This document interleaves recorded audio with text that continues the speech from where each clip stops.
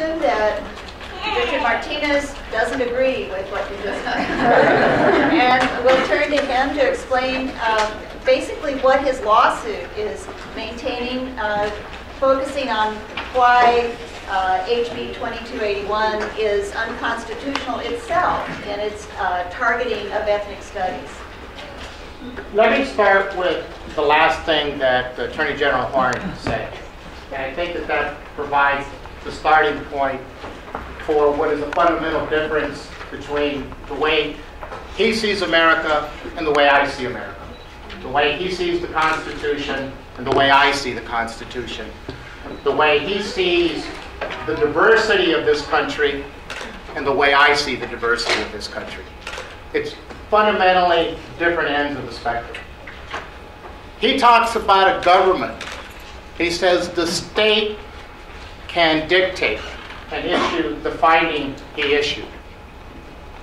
I'm sorry, the state didn't issue a finding. One person did. One person who was in a position to exercise power from his own personal perspective. Tom Horne, hours before he was sworn in as Attorney General, signs for all of us a finding saying that ethnic studies, Mexican American studies, and TUSD is a non-compliance of HB 2281, a law that he promoted, that he advocated for, out of his own personal offense to this curriculum. He abandoned his respect of local control of our school board. He exercised the decision that he leaves on the hands of his successor, Mr. Huppenthal.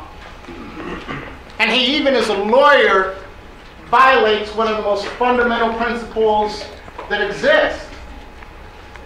He issued a finding based on conduct exclusively that occurred prior to the statute even becoming effective. It's an ex post facto law. His finding certainly is an ex post facto finding, and they know that. They tried to tell us, essentially, you can't go on the freeway in excess of 75 miles an hour when the law said you can go 80. That's one of his big problems.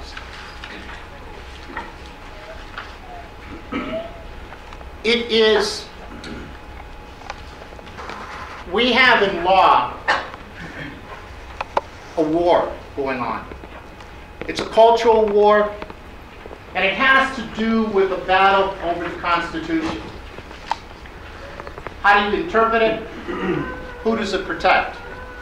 It is a breathing, living document. Is it something that evolves with time and incorporates all of us and the circumstances that arise over time? Or is it a document that you go back to some fundamental interpretation of what it meant by the, quote, founding fathers? And even then, in Mexican American studies, see, they teach in that classroom, well, who are the founding fathers? Are they the founding fathers from the 13 colonies? Or are they the founding fathers of all of the United States? Are they the founding fathers that are limited to those that were at Plymouth Rock? Or are they the founding fathers that include those that came in to the Southwest? Does it include those that were the Native Americans who were here originally? You know, one of the books that Mr. Horne has pointedly taken offense at is Occupied America, a book that has been around for over 40 years, standard college text. Dr. Acuna is a product of our university. It's published by our university. And if you look at his book, one of the issues that has come up that Mr. Horne takes exception of, and I just want to offer this as one small exception, is the right to look at different events in our country and have a debate about it, and have different perspectives and allow students to think critically to make their own decisions, and then to walk out and formulate their own belief system. See, the difference between his America and mine is that in my America, I think you get to pick what you believe because you have developed critical thinking skills that have led you to a conclusion that is grounded in facts and critical analysis. My America doesn't say you take a position based on some dogmatic conclusion, some orthodoxy. I'm willing to take on the warts of our country, and not for the purposes of tearing down our country, but for the purposes of us going forward in a more enlightened way. That's what our Constitution is about. That's what our Constitution has always been about. That's what this case is about. We talk about the issue of race, and let me close on that. Educational decisions based on race. That's not what Brown said. What Brown said, and what the right has taken away from us, is this notion of a colorblind society, because they want to take that, and if you look back to the original founder, the person who promulgated that thought, as it came up in the pre-post-Civil War era, the notion of a colorblind society was taken on at a time of the Civil War, and it was taken on to try and deal with the issue of slavery. And if you remember our Constitution, that we all feel so strongly about, our own founding document said that African Americans weren't equal. Our own founding document didn't even recognize Native Americans as citizens. We are a country that has learned from our mistakes and continue to make mistakes, but continue to have the opportunity to learn. Race, is this curriculum talk about race? Certainly does. It talks about race not from the context of superiority. It doesn't talk about it from the context of one is better than another. But I will tell you in closing, the difference between the two Americas that Mr. Horne and I are talking about is, see, I think that we have a country that allows us to embrace who we are, to revel in it, to be proud.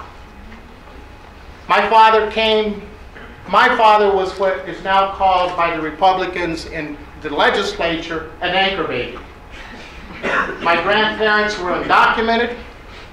They were in Los Angeles, and my father was born by chance, or maybe not by chance, in LA County. Made him a United States citizen. Shortly thereafter, my grandfather was deported.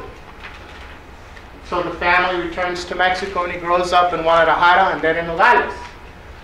At the tender age of 17, he's knocking at the door saying, oh, by the way, I have the documentation show I was born in the United States. I'm a citizen. I'm returning to my country of birth. By our 14th Amendment, it's his country of right to be in. He returns just prior to World War II, and he spends his life here as a proud Mexican, but as a contributing, hardworking leader in this state, giving his all to the day he died about bringing all that he had to give. Because what Mr. Horne fails to recognize is that for Mexicanos to be proud of being Mexicano, and for every group, doesn't mean you're not proud of being part of this country. It doesn't mean that if I retain my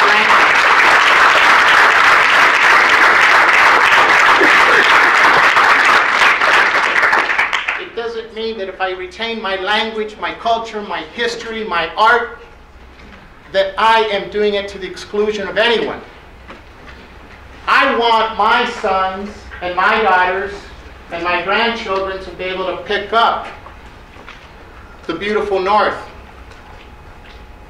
and understand that story just as much as I want them to pick up any other novel or work of nonfiction that may be taught in our schools.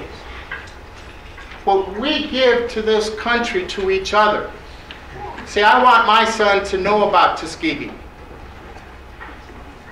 and the intentional infliction of syphilis and untreated. I want my son to know, and my daughters to know, about the rounding up of the Japanese. And to be able to think about, well, why were the Japanese rounded up in World War II and not the Germans? I want them to know about the cycle of deportations of Mexicans. That we're welcome when the labor is needed, but when the economy turns sour, please leave. Not to build resentment, but to understand the dynamic. And fundamentally to understand that if you don't become citizens, if you don't vote, if you don't get the leaders in place, you end up with the one person who thinks they are the state and they can impose their will on all of us. That's what this lawsuit challenges.